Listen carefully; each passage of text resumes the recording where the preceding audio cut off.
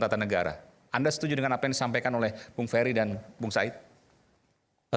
Begini, kalau kita melihat pasal 7A, 7B, itu memang konstitusi memberikan aturan hukum yang clear. Tapi persoalannya, kalau bicara pemakzulan, dari segi hukum ketatanegaraan, maka yang diuji adalah sebuah fakta hukum. Mengapa? Karena ada syarat yang sangat-sangat ketat sekali dan sangat strict, harus dibuktikan dalam bentuk pelanggaran hukum. Bukan sekedar kesepakatan politik. Bukan asumsi, bukan pendapat, tapi memang itu adalah bentuk pelanggaran hukum. Faktanya harus ada pelanggaran hukum korupsi, penyuapan, tindak pidana berat lainnya, perbuatan tercela, pengkhianatan terhadap negara, atau tidak lagi memenuhi syarat sebagai presiden dan atau wakil presiden. Itu semuanya fakta hukum. Kalau orang mau jadi calon presiden dan calon wakil presiden, Bung Aiman, maka dia harus memenuhi syarat pasal 169 Undang-Undang Pemilu, Undang-Undang nomor 7 tahun 2017. Apa syaratnya? Dia tidak pernah melakukan pengkhianatan terhadap negara, tidak pernah melakukan korupsi, tidak pernah melakukan penyuapan, tidak pernah melakukan perbuatan tercela, tidak pernah melakukan penyalahgunaan narkotika. Dan juga harus mampu secara rohani dan jasmani dan tidak pernah dipidana. Artinya apa? Kita mencari sosok negarawan kita. Nggak main-main. Hukum menyatakan syarat itu harus dibuktikan semua. Nah ketika dia terbukti, ya telah melalui suatu syarat-syarat tadi, tidak pernah ada rangkaian syarat-syarat itu yang dinyatakan ada indikasi, maka dia diusulkan oleh partai politik dan gabungan partai politik dan melalui proses pemilihan umum. Tanpa ada alasan itu mustahil. Mustahil. Ketika dia dilakukan sumpah, ya seorang calon presiden dan presiden itu dipilih sebagai calon presiden, sebagai presiden terpilih, dilantik, maka dia mengucap sumpah. Maka sumpah itu sejak dia menjadi presiden, itulah yang akan diuji kembali. Apakah ada tidak indikasi? Kalau ada korupsi, perbuatan tercela, pelanggaran berat pidana lainnya, baru bisa diproses. Ya. Bukan sekedar kesepakatan politik. Betul. Nah, yang ingin saya sampaikan di sini, prosedur dalam pasal 7A dan 7B dari sisi hukum ketatanegaraan harus diimbangi dengan substansi. Jadi pasal 7B itu adalah rangkaian prosedur diusulkan oleh DPR yang kita sudah mengikuti pemberitaan hari ini. Ada penyampaian kepada DPR dari Forum Purnawirawan TNI, ya, usulan-usulan untuk pemakzulan Gibran, Bapak Wakil Presiden kita. Nah, tapi yang lebih utama itu adalah bagaimana menguji substansi tadi. Apa inti dari tuntutan itu? Kita juga harus fair. Kita harus menyampaikan sebuah kebenaran hukum. Jangan kita membuat suatu framing, narasi-narasi tadi tidak menjadi sesuatu yang tidak bisa dipertanggungjawabkan secara fakta hukum. Kalau Anda baca poin-poin yang disampaikan oleh Purnawirawan, itu tidak, menurut Anda itu tidak termasuk ke dalam poin-poin yang bisa digunakan tadi? Tidak ada satupun alasan fakta hukum. Fakta hukum? Ya. Oke. Pertama, saya ingin katakan, supaya masyarakat semua bisa memahami putusan MK-MK. Putusan MK-MK yang katanya itu ada pelanggaran etik, justru oleh PT UN itu sudah dibatalkan.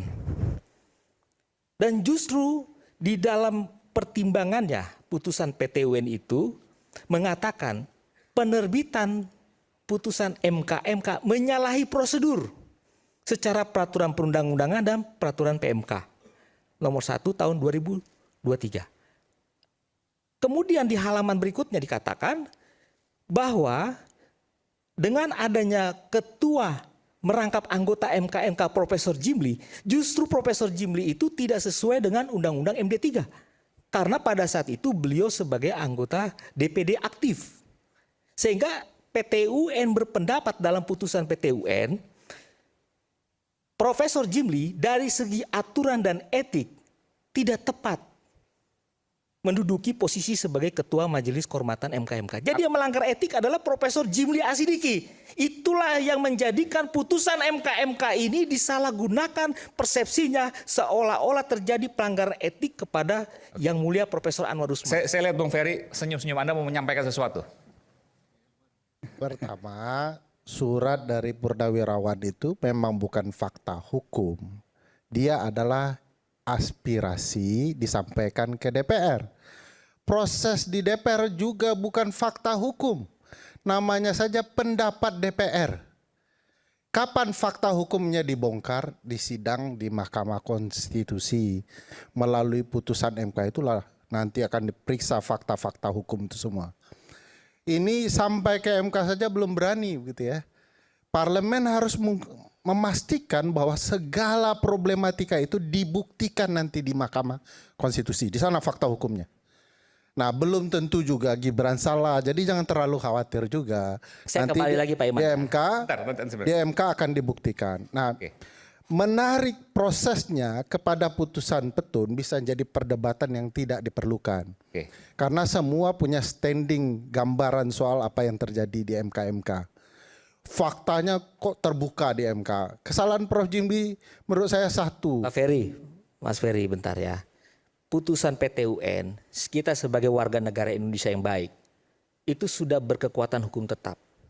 Sejak 16 Desember, maka Yang Mulia Profesor Anwar Usman sudah dikembalikan harkat martabatnya seperti semula. Tidak ada pelanggaran etik. Itu satu poinnya. Tidak bilang. Kedua, bentar, itu pengangkatan Pak Soehartoyo sebagai Ketua MK, ini putusan pengadilan Tun loh, sudah dibatalkan dan dinyatakan tidak sah oleh PT UN.